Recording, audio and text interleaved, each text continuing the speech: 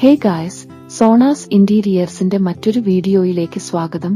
ഇന്റീരിയേഴ്സിന്റെയും എക്സ്റ്റീരിയേഴ്സിന്റെയും ഒഴിച്ചുകൂടാനാവാത്ത ഒന്നാണല്ലോ ഈ Fisher plague. എന്നാൽ ഈ ഫിഷർ പ്ലാഗ് ആദ്യമായി ആർ കണ്ടുപിടിച്ചു എന്നാണ് ഇത് രൂപം കൊണ്ടത് എന്നൊക്കെ ആരെങ്കിലും ചിന്തിച്ചിട്ടുണ്ടോ? എന്നാൽ ഇതിനെക്കുറിച്ചാണ് നമ്മുടെ ഇന്നത്തെ അവതരണം.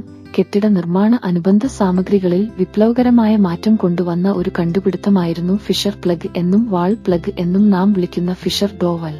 1958 ജർമ്മൻകാരനായ ആർതർ ഫിഷർ എന്നയാൾ 1919 2016 ആ കണ്ടുപിടുത്തത്തിന്റെ ഉപജ്ഞാതാവ്. വസ്ത്രനിർമ്മാണത്തിൽ സൂചിയുടെ കണ്ടുപിടുത്തത്തിന് സമാനമായിരുന്നു ഫിഷർ പ്ലഗിന്റെ കണ്ടുപിടുത്തം. ആർതർ ഫിഷർ പേറ്റന്റ് എടുത്ത നിരവധി മറ്റു കണ്ടുപിടുത്തങ്ങളും ഉണ്ട്. അദ്ദേഹത്തെ 20-ാം നൂറ്റാണ്ടിന്റെ ജർമ്മൻ ഇൻവെന്റർ ആയി വിലയിരുത്തപ്പെടുന്നു.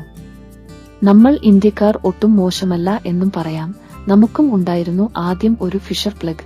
ചെറിയ മരച്ചീളുകൾ ആയിരുന്നു നാമതിനു പകരം ഉപയോഗിച്ചു വന്നതെന്ന് മാത്രം. അപ്പോൾ ഇതാണ് ഫിഷർ പ്ലഗ് വന്ന വഴി. അപ്പോൾ മറ്റൊരു വീഡിയോയുമായി വീണ്ടും കാണാം. ബൈ.